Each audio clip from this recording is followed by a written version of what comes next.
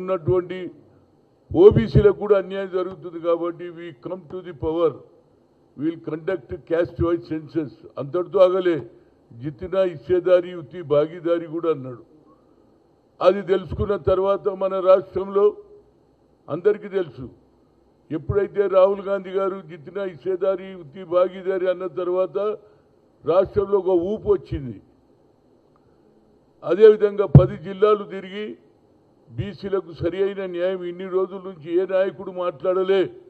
ప్రధానమంత్రి 3 సార్లు ఎన్నికయిండు, 3 సార్లు ప్రధానమంత్రి అయింది కానీ ఆయన నోట బీసీ మాట వస్తలేదు. ఆయన తనకే తను బీసీ అంటాడు కానీ బీసీల గురించి ఎన్నడూ ఆలోచన పట్టించుకోడు. దానికి కారణం ఏంటంటే నేను ఓబీసీ ఎంపీస్ కన్వీనియర్గా గతంలో 3 సార్లు కలిసా విత్ ఎంపీలతోటి 42, 64, 85 మంది కలిసి అయ్యా మా జనాభా ఎక్కున్నది, ఒక సెపరేట్ మినిస్ట్రీ ఇవ్వండి, దానికి సెపరేట్ బడ్జెట్ ఇవ్వండి, దాంతోపాటు ఏదో 1931లో అయింది కులగణ జరిగింది, ఆ తర్వాత జరగలేదు కాబట్టి కులగణ కూడా జరపాలన్నాం. అప్పుడు ఏమన్నాడు కేంద్ర మంత్రి రాజ్నాథ్ సింగ్ ఏమన్నాడంటే నేను 2008లో కులగణ జరుపుతా అన్నాడు. ఆయన హోమ్ మినిస్టర్ ఇప్పుడు డిఫెన్స్ మినిస్టర్ అయ్యాడు. కానీ ఈ తొందరపాటు ఎందుకని నేను కనిపెడితే ఆయన ఇవాళ కేంద్ర ప్రభుత్వం ఇచ్చినటువంటి ఆలోచన రాష్ట్ర ప్రభుత్వాలకు ఏదైతే ఐఏఎస్లు ఐపీఎస్లు ఉంటారో అందరూ కూడా అమిత్ షా చేతిలో ఉంటారు, హోమ్ మినిస్టర్ చేతిలో. ఆయన ఆదర్బాద్ తీసి యావత్ భారతదేశంలో కులగణ అన్నాడు. ఆ కులగణలో చూడండి ఎంత అన్యాయమో. Whether the head of the household belongs to scheduled caste or scheduled tribe అంటే ఓబీసీ మాట లేదు, వేరేలో మాట లేదు. అంటే మేము మనుషులం కదా, ఓట్లు వేసే మిషన్లో మారబోయి మేము కూడా ఫస్ట్ ఓటు వేసేది మేమే. అక్క కులాల వాడు ఎప్పుడొస్తాడు, ఒకసారి ఎండ అంటాడు, ఓసారి 4 అంటాడు, ఎండ ఎక్కువ ఉన్నదని బోర్డు. కానీ అదే పేదవాడు బీసీలు ఎస్సీలు ఎస్టీలు మైనార్టీలు ఎప్పుడు మార్నింగ్ 6:30కే పోయి లైన్లో నిలబడతారు. మా ఓటు వేరేడు వేసుకుంటాడని వాళ్ళకు ఓట్ల మీద కూడా అగ్ర కులాలకు పెద్ద ఆలోచన ఉండదు, ఓడొస్తే మాకేం చేసేది అని. కానీ పేద ప్రజలు వేస్తారు కనుక మేము దాని గురించి కూడా నువ్వు జనగణ చేస్తున్నప్పుడు కులగణ ఎందుకు చేస్తలేవు? కేవలం ఏది మా ఎస్సీ ఎస్టీలే ఉన్నారా? వాళ్ళకు రాజ్యాంగంలో బాబాసాహెబ్ అంబేద్కర్ ఎప్పుడో రాసిండు అంటరాని తన మీద. వారితో పాటు మా రాష్ట్రంలో రేవంత్ రెడ్డి గారు రాహుల్ గాంధీ సందేశం తీసుకొని 10 జిల్లాలు తిరిగిన తర్వాత కామారెడ్డిలో 42% నేను రిజర్వేషన్ ఇస్తా అన్నాడు. దానికి ఏది ఆర్డినెన్స్ తీశాడు. ఆ తర్వాత దానికంటే ముందు క్యాబినెట్లో నిర్ణయం తీసుకున్నాడు, 150 కోట్లు శాంక్షన్ చేశారు. అసెంబ్లీలో బిల్లు కూడా పాస్ అయిందండి. ఆ తర్వాత ఆ ఆర్డినెన్స్ పంపిస్తే గవర్నర్ గారు కోల్డ్ స్టోరేజ్ వేశారు. ఇక లాభం లేదురా బాబు, ఈ విధంగా జరుగుతున్నదని ఆలోచన చేసి అట్లీస్ట్ కిషన్ రెడ్డి గారిని అడిగారు రేవంత్ రెడ్డి గారు, అయ్యా నువ్వు ప్రధానమంత్రి టైం తీసుకో, నేను తప్పనిసరిగా మేము వచ్చి కలుస్తాము, మేము రాష్ట్రంలో 42% ఇచ్చినామని చెప్పడానికి ప్రయత్నం చేస్తే ఆయన అవకాశం ఇవ్వలే. ఆ తర్వాత మేము ఇస్తాడని మేము ఢిల్లీ దానికి పోయినాం. మేమే కాదు బీసీ నాయకులు అందరం పోయినాం. దానికి రాష్ట్ర ముఖ్యమంత్రి కూడా వచ్చి ధర్నాలో కూర్చున్నాడు. ప్రెసిడెంట్ ఆఫ్ ఇండియాని కలవాలని చూస్తే ఆమె ఇయ్యలేదు. విధి లేని పరిస్థితుల్లో లోకల్ బాడీ ఎన్నికలు పెడితే ఎంతమంది గెలిచిర్రు అనుకుంటాం? మా బీసీలు 52% సర్పంచులు అయ్యిండ్రు. దానికంటే ఎక్కువ మున్సిపల్ చైర్మన్లు వైస్ చైర్మన్లు కూడా అయ్యారు. అంటే ఇవన్నీ తెలుసుకున్న తర్వాత ఆయనకు ఆలోచన వచ్చిందరే ఇక రాహుల్ గాంధీ బీసీల ఉద్యమం తీసుకుంటున్నాడు, బీసీలందరూ ఆయన ఎన్నుకుంటారని ఆధారగా డీలిమిటేషన్ మహిళా రిజర్వేషన్ 101 రాజ్యాంగ సవరణ బిల్లును 2/3 మెజార్టీతో వీగిపోయింది. ఆయన ఇంతకుముందు ఏం పెట్టిండండి? 370 ఆర్టికల్ను తీసేసిండు. అదేవిధంగా 3 తలాక్ తీసేసిండు. అదేవిధంగా ఒక అమెండ్మెంట్ బిల్ కూడా తీసుకొచ్చిండు. ఆనాడు పాస్ అయితేనేమో నీ గొప్పతనం. ఇవాళ ఏమంటున్నాడు? అపోజిషన్ మహిళలకు అన్యాయం చేసిరు. అదేవిధంగా అన్నిటికంటే నాకు విచిత్రమైందే ప్రజాస్వామ్య చరిత్రలో బ్లాక్ డే అంటున్నాడు. ఎవరు అంటున్నారు? ఆంధ్ర ముఖ్యమంత్రి ఏదైతే ఎన్టీ రామారావు అల్లుడు, ఆ ఎన్టీ రామారావు ఏమన్నాడండి ఆ రోజులలో? టీడీపీ పార్టీ బీసీల పార్టీ అన్నాడు. అంటే మా బీసీల దాంట్లో వద్దురా బాబు, కేవలం అగ్రకులాల్లో ఓట్లేస్తారా? సాకల్వాడు, మంగళవాడు, ఒడ్డెరోడు వేయొద్దా? అంటే వారికి అవకాశం రాదా? చదువు వీకే డబ్బులు ఉన్న వాళ్ళకి అవకాశం వస్తుందని మా ప్రియాంక గాంధీ చాలా గట్టిగా పార్లమెంట్లో వాదించింది. అదేవిధంగా రాహుల్ గాంధీ గారు కూడా వాదించిండ్రు. మీ ఈ ఏదైతే పాలసీ ఏంటంటే 3 సార్లు గెలిచాడు, 4ఓసారి గెలవాలంటే అవకతవకలు చేసి ఈ బిల్లు పాస్ చేయాలి. ముడి దేనికి? 2029 ఎన్నికల్లో మళ్ళీ ఆయననే గెలవాలి. అందుగురించి బిల్లు పెడితే దీనికి ఏది 33%లో కూడా తప్పనిసరిగా ఏదైతే బిల్లు పెట్టిండ్రో అందులో తప్పనిసరిగా మా బీసీలకు ఎస్సీలకు రిజర్వేషన్ కావాలని పోరాడినటువంటి పార్టీ ఏదంటే ఇండియా అలయన్స్. దానికి అది అఖిలేష్ కావచ్చు, అదే శరద్ పవార్ కావచ్చు, అందరూ కూడా మద్దతు ఇచ్చిండండి. దాంతో ఆయన వీగిపోయిన తర్వాత ఇది బ్లాక్ డే అంటున్నాడు. అరే మీరు అగ్రకులాలలో పాస్ చేసుకుంటేనేమో బ్లాక్ డేనా? మేము బడుగు బలైన వర్గాలకు అడుగుతుంటే మాకు బ్లాక్. అరే మీది బ్లాక్ డేనా బాబు? ప్రజలను అనగదొక్కడానికి ప్రయత్నం చేస్తున్నారు. నా ఉద్దేశంలో ఇంటింటికి తిరుగుతాడట మా చంద్రబాబు నాయుడు. మర్చిపోయినావురా బాబు? ఎన్టీ రామారావు ఉన్నప్పుడు మీ బీసీ పార్టీ అన్నారు. మా బీసీ లెక్కేడున్నదని నేను అడుగుతున్నా. యాజ్ ఎ సీనియర్ నాయకుడిగా నేను అడుగుతున్నా. నిన్నటి వరకు మీరేమన్నారు? టీడీపీ మా బీసీల పార్టీ అన్నారు. బీసీలు ఉన్నారా బాయ్? అట్లా మేము బీసీ లెక్క తెలుసుకున్నాం. అదే ప్రియాంక గాంధీ అన్నది ఇస్మేబీ బరాబర్ ఆరక్షణ అయినా అంటే ఇందులో కూడా మహిళలకు పేదవాళ్ళకు కూడా అవకాశం ఇవ్వాలని రాహుల్ గాంధీ అదే మాట్లాడిండు. అదేవిధంగా ఎవరు ప్రియాంక గాంధీ మాట్లాడు, అందరూ అదే మాట్లాడారు. అది ఏమనుకున్నాడంటే ఇంతకుముందు 370 కానీ 3 తలాక్ కానీ ఏది వర్క్ అమెండ్మెంట్ బిల్ అన్నీ అయిపోయినా దీన్ని కూడా చేసుకొని 4ఓసారి ప్రధానమంత్రి కావాలని ఆలోచన చేశాడు. కానీ ఇది నిజంగా ఈ దేశంలో న్యాయం జరిగిందంటే ఇప్పుడే జరిగింది. ప్రజలలో మేలుకొల్పు వచ్చింది. అంటే పేదవారికి లేదా? అంటే మీరు లెక్క కులగానే చేస్తారు. మా బీసీల లెక్క ఎందుకు చేయలే? నేను అడుగుతున్నా. నేను అడిగిన పోయి మేడం ఈడ పెట్టి ఈ కాలం పెట్టొచ్చు కదా. ఎస్సీ ఎస్టీతో పాటు ఓబీసీ అంటే అయిపోతుండే కదా. ఓబీసీలలో ముస్లిం కూడా వస్తారు, దూదేకులలో వస్తారు, వేరేళ్ళు కూడా వస్తారు.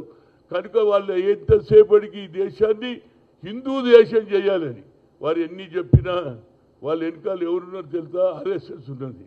నరేంద్ర మోడీ కేవలం ప్రధానమంత్రి, రిమోట్ కంట్రోల్ ఎవరు? మోహన్ భగత్. అందుగురించి ఈ నాటకం ఆడిండ్రు. ఈ నాటకానికి విజయం మేము తప్పనిసరిగా అన్ని రాష్ట్రాలలో తిరుగుతాం, రాష్ట్రాలలో అన్ని జిల్లాలు తిరుగుతాం. ప్రజలకు చెప్పజేద్దాం. మేము అమ్మా మేము మీకు వ్యతిరేకం కాదక్క తల్లి, పేదవాళ్ళకు కూడా రావాలి కదా. కేవలం హైటెక్ వాళ్ళకే కోటీశ్వర్లకే ఓట్లు హక్కుంటే మరి మా ఓటు హక్కు మేము కూడా రాజ్యాధికారంలో మా పిల్లలు కూడా చదువుతున్నారు. ఏది మహాత్మా జ్యోతిరావు పూలే 18th సెంచరీలో చదువుకుంటేనే భవిష్యత్ అన్నాడు. సావిత్రి పూలేతో స్కూల్ పెట్టించాడు. ఇలా అందరు చదువు. అందుకుంటే బాబాసాహెబ్ అంబేద్కర్ రాజ్యాంగం రాయడు. బ్యారిస్టర్ అయితే ఆనాడు స్వాతంత్రం వచ్చినప్పుడు ఎవరు రాజ్యాంగం రాస్తారంటే ఆనాడు ఉన్నటువంటి మహాత్మా గాంధీ, పండిట్ జవహర్లాల్ నెహ్రూ, సర్దార్ వల్లభాయ్ పటేల్, మౌలానా గారు ఏమన్నారు? కడుపు కాలినోడు పేదరికంలోకి వెళ్ళి వచ్చినోడే రాయగలుగుతాడు. పేదరికం బావుల దగ్గర రానియలే, గుళ్ళలోకి రానియలే మీరు. దానివల్లనే వారు అంటచబిట్టి వాళ్ళు పర్మనెంట్ ఉంటుంది. వారితో పాటు మా లెక్క కూడా రావాలి కదా. మా దాంట్లో కూడా పేదోళ్ళు లేరా? తిండికి లేని వాళ్ళు ఉన్నారు. ఇవాళ ఏది సాయంత్రంలో కూడా ఏం ఉంటుందో, తిండి వరుకుతుందో లేదో అన్నారు. వాళ్ళు కూడా ఇవాళ చదువుకున్నారు. ఇవాళ గొర్రెలు కాసే పిల్లలను ఇంతకుముందు గొర్రెలు కాయమంటే పిల్లలు ఏమంటే నేను గొర్రెలు కాయ అమ్మా నేను స్కూల్కి పోతా అంటుండ్రు, నేను చదువుకుంటా అంటున్నారు. ఆమె కూడా గుర్రెలు కాసో లేకుండా ఇళ్ళల్లో చౌకపాసం చేసి పిల్లలను చదివిపిస్తుంది. గతంలో ఇదే సోనియా గాంధీ. నేను రియల్లీ చెప్తున్నా, మా రాహుల్ గాంధీ గారు కూడా ఈ మాట చెప్పాలి. ఎప్పుడో ఆనాడు ఉన్నటువంటి పరిస్థితుల్లో సుప్రీంకోర్టు కొట్టేసింది. IIT, IIM, all India institute of medical సైన్స్లో దేర్ ఈజ్ నో రిజర్వేషన్ అని కొట్టేసింది. అప్పుడు నేను ఆల్టర్నేటివ్ అడిగిన अर्जुन सिंह सर ये तो अन्याय है, टैलेंट किसी का बाप पार्टी ने किसी का देन नहीं है। God has given to everybody knowledge, तो टैलेंट हर एक के पास है అని నేను సోనియా గాంధీకి చెప్పిన. ఏం చేయాలంటే మేము మా పిల్లలు చదువుతారు, తెలుగు, మలయాళం, ఒరియాలం, ఉర్దూ అన్నీ చదువుతారు. కానీ మా దగ్గర కూడా మాకు అవకాశాలు ఇవ్వాలంటే అప్పుడు రాహుల్ గాంధీ ఏది డాక్టర్ మన్మోహన్ సింగ్ బిల్లు పెడితే బిల్లు పాస్ అయిందా లేదా? ఏ పార్లమెంటులో ఏ అసెంబ్లీలో మా సంఖ్య ఎక్కువ ఉన్నదిరా బాబు. ఎస్సీ ఎస్టీ ఓబీసీ మైనార్టీలు ఉన్నారు, మా లెక్క లేదన్నారు. బిల్లు పాస్ అయిందా లేదా? ఇవాళ నువ్వు అడాబడుగా చేసి 131 రాజ్యాంగ సవరణ బిల్లును తెచ్చి 2/3 మెజార్టీ ఎట్లా వస్తుందిరా బాబు? నీ జాగీరా. ఇవాళ దానికి అసలు నాకు విచిత్రం ఏమంటుందంటే ఆయన ఏది నిడదవోలు దగ్గర ర్యాలీ తీసిండంట. చంద్రబాబు నాయుడు గారు మర్చిపోయినరు. మీరేమన్నారు? మా రామారావు వచ్చిన తర్వాతకే బీసీలను గుర్తించి ఇవాళ బీసీలే లేరు, ఇంట్లో బీసీలకు కావాలని అడిగింది అదే ప్రియాంక, అదే రాహుల్ గాంధీ, పార్లమెంట్ మెంబర్లు అందరూ అడిగి మేము అదే అడుగుతున్నాం. మా సంఖ్య ఎందుకు తీసుకోరు? అదేవిధంగా రేపు మహిళా బిల్లులో కూడా మా వాటా అడిగినాం. కనుక వాటా ఇవ్వలేదు కాబట్టి దీనికి అందరు వ్యతిరేకం చేశారు. అది అయితేనేమో నా గెలుపట్టావు. ఇప్పుడు అట్లా అన్యాయం చేసేసి ఇట్ ఇస్ బ్లాక్ డే అంటారు. బ్లాక్ డే కాదురా బాబు, మేము బడుగు బలహీన వర్గాలను అన్యాయం చేస్తున్నారు కాబట్టి మా పేదవాళ్లకు బ్లాక్ డేగా చేసిరు మీరు. కనుక ఎట్టి పరిస్థితుల్లో అన్ని జిల్లాలలో తిరుగుతాయి ఓబీసీ ఎంపీస్ కన్వీనియర్గా. రాష్ట్రమే కాదు ఇతర రాష్ట్రాలలో కూడా తిరుగుతా. నరేంద్ర మోడీ ఇక నీ ఆటలు చాలు, ఎన్ని అబద్ధాలే చెప్తాడు. ఎప్పుడు చెప్పినా 25 లక్షల మంది బిలో పావర్టీ వాళ్ళని పైకి తెచ్చిన, ఏడు తెచ్చిన లెక్క చెప్పు. అదే ఇందిరాగాంధీ భూ సంస్కరణ అమలు చేసి దున్నేవాడికి భూమి ఇచ్చింది. నువ్వు ఏం చేసినావు చెప్పు. నువ్వు చెప్పుకునేదానికి మాకే సిగ్గాయిస్తుంది. ఒక బీసీగా ఉండి నువ్వు బీసీలకే అన్యాయం చేస్తున్నావు. అదే అగ్ర కులాలలో పుట్టినటువంటి రాహుల్ గాంధీ, ప్రియాంక గాంధీ పేదవాళ్ళ గురించి ఆలోచన చేస్తుందా లేదా? కనుక దీని మీద తప్పనిసరిగా ప్రతి జిల్లాలలో మీటింగ్లు పెట్టాలి, ప్రజలకు చెప్పాలి. ఇలాంటి ఇంటింటికి తిరిగి చెప్తా ఏమన్యాయం చేసినాం రా బాబు. మా వాట అడిగినాం, ప్రతి ఒక్కరు అడిగి అక్కిచ్చిండు. ప్రభుత్వం ఉన్నవాడు, ప్రభుత్వం లేని వారికి కూడా ఈక్వల్ రైట్ ఇచ్చిండు బాబాసాహెబ్ అంబేద్కర్. మా హక్కు గురించి అన్యాయం జరిగితే మేము అడగొద్దా? అదే అడిగినాం. ఇవాళ బిల్లు వ్యతిరేకమైంది. ఇప్పటికన్నా బుద్ధి తెచ్చుకో. మేము మహిళలకు వ్యతిరేకం కాదు. అందులో కూడా తప్పనిసరిగా బడుగు బలహీన వర్గాలకు ఉండాలి. అదేవిధంగా ఏదైతే సర్వే చేస్తున్నారో కులంగానే చేస్తున్నారో అట్లా బీసీల సర్వే కూడా కావాలి. అది కానంతసేపు నువ్వు ఎన్ని ప్రయత్నం చేసినా అని అడుగుతున్నాడు. ఏది ఇల్లు ఎవరిది? ఇల్లుతోటి ఏం సంబంధం రా? ఇక కొన్ని ఎట్లున్నాయంటే నీ ఇంట్లో ఏది టెలిఫోన్ ఉందా, లేకపోతే నీ ఇంట్లో బాత్రూమ్ మంచుకుందా, నీ ఏది ఇక్కడ బాత్రూమా, ఇంటర్నేషనల్ ఏంది రవి ఇవన్నీ అడిగేది? వాడు ఏంది, వాడు బతికేందో అడుగు, వాళ్ళు ఏం చేస్తున్నారు అడుగు. అందులో ఒక సెక్షన్ ఉన్నది చూడండి, ఎంత అన్యాయము. ఇగో main cereal consumed in the household. మీ ఇంట్లో ఎంతమంది తాగేటోళ్ళు అని అడుగుతాడు రా భయ్. ఏమన్యాయం రా భయ్, ఇది ఎక్కడ పంచేది? నువ్వు ఏ సెల్ ఫోన్ పూస్తావు? టాపా నీ ఇంట్లో ఎన్ని ఉన్నాయి, ఎన్ని టీవీలు ఉన్నాయి, ఎంతమంది ఉన్నారు, ఏంది ఇది? నాకు అర్థం కాదు. అరే వాడు పేదవాడా కాదా, ఏం పని చేస్తాడు అడుగు. మీ ఇంట్లో ఎంతమంది ఉన్నారో అడుగు. అన్ని తప్పులే.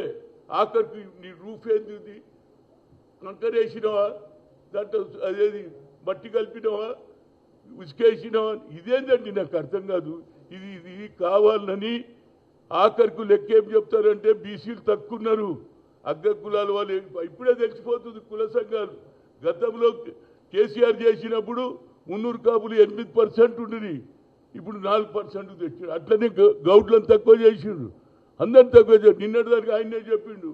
వెల్మలు ఎంతమంది 0.5 0.3 ఉంటే వాళ్ళని కూడా పెంచేసిండు. అగ్ర కులాల వాళ్ళు పెరుగుతారట. మేము పిల్లలను పుట్టియా మారాబాయి మీరే పుట్టిస్తారా? మా ఆవులు పేదరికంలో మేము మా పెరగాలి కదా, అప్పుడు చేసినాం కదా. మరి ఇవాళ మా శక్తి తక్కువ ఎందుకు అయిందని నేను అడుగుతున్నా. ఇది చాలా తీరని అందరు గొడవ పెట్టేది పని. కులాలలో చిచ్చు పెట్టాలని చూస్తున్నాడు, దేశాన్ని విడగొట్టాలని చూస్తున్నాడు.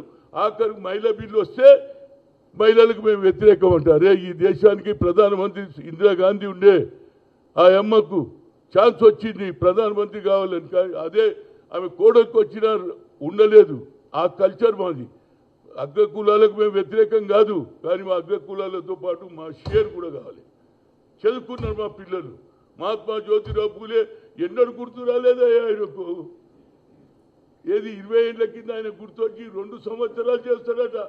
कभी महात्मा ज्योतिराव फूले की बात करा भाई ने, अब कर रहा क्या? बोले तो महात्मा ज्योतिराव फूले पढ़े तो आगे बढ़े, बोला वो क्रेडिट भी उन्हें लेना चाह रहा. ఎందుకంటే రాహుల్ గాంధీ హుషారైపోయిండు, బడుగు బలైన గురించి కొట్లాడుతున్నాడు, ప్రియాంక కొట్లాడుతుందని ఆ ఓట్లలో మార్పు గురించి మూడోసారి రావాలని లెక్క చెప్పు. ఆఖరి మహాత్మా గాంధీ పేరు కూడా తీసేస్తావు నువ్వు. ఏమి లేదు, నిన్న జరిగినట్టు historical. I want to congratulate all the political parties who have supported.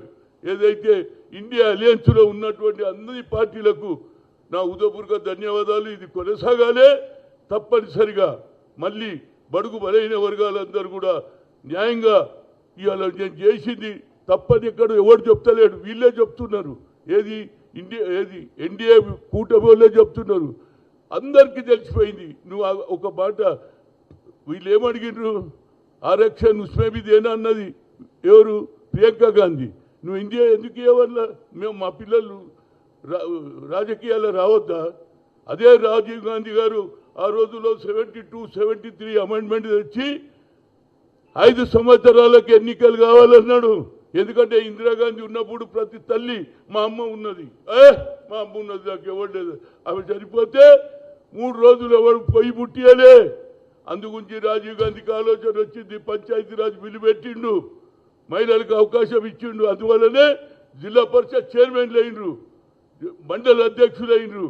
రేపు జరగబోయే ఈ బిల్లులో బడుగు బలైన వర్గాలకు కూడా సరి అయిన అవకాశం ఇస్తే వాళ్ళు కూడా శాసనసభ్యులు అవుతారు, పార్లమెంట్లో కూర్చుంటారు.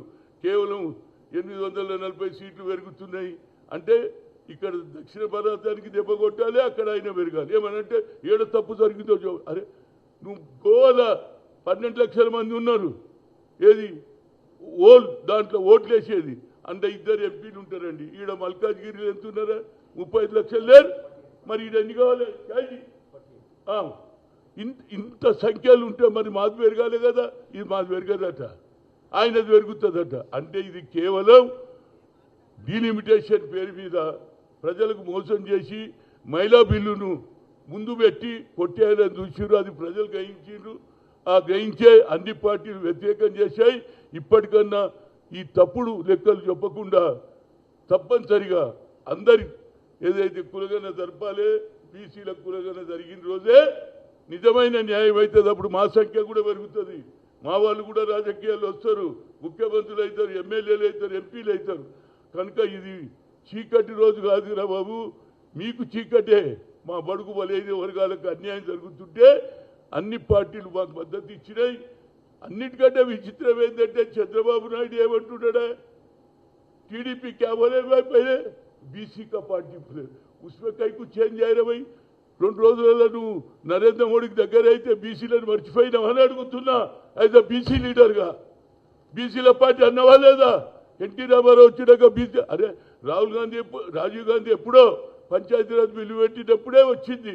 దాని తర్వాత ఎన్టీ రామారావు కూడా బీసీల గురించి మాట్లాడిండ్రు. నువ్వు మామ చెప్పిన మాటను కూడా పక్కదోన పెడుతున్నా. ఇది మంచి పద్ధతి కాదు. ఇప్పటికన్నా ఏది జరిగినా మన రాష్ట్రంలో మొట్టమొదటి వ్యక్తి రేవంత్ రెడ్డి కులగానే జరిపించాడు, 42 ఇచ్చిండు. దానికి తప్పనిసరిగా ఉద్యోగాలలో అదే చదువులలో అన్నిట్లో కూడా వారికి సరైన అవకాశం ఇవ్వాలి. మా పిల్లలు కూడా పైకి వస్తున్నారు. డాక్టర్లు కావాలి, ఇంజనీర్లు కావాలి, ఐపీఎస్ కావాలి, కలెక్టర్లు కావాలనేది మా ఉద్దేశం. ఏదైనా ఈ తప్పుడు ప్రచారం ఎవరైతే చేస్తున్నారో కార్యకర్తలు దాని తప్పుడు ప్రచారానికి ఎదురు నిలబడి మీరు తప్పు చేస్తున్నారు, మా సంగతి ఏమిటి, మేము రావద్దా రాజకీయాలని ప్రతి కార్యకర్త అడగాలని కోరుతూ తప్పనిసరిగా ప్రతి ఒక్కరు కూడా దీని మీద జిల్లాలలో గ్రామాలలో పోయి ప్రజలకు చెప్పాలి. న్యాయమైన ఇది మనకు అన్యాయం జరుగుతుంటే అదే సోనియా గాంధీ, అదే రాహుల్ గాంధీ, ప్రియాంక గాంధీ ఇండియా కూటమి నిలబడి బడుగు బలైన వర్గాలకు న్యాయం చేసిందనేదే నా ఉద్దేశం. Thank you very much.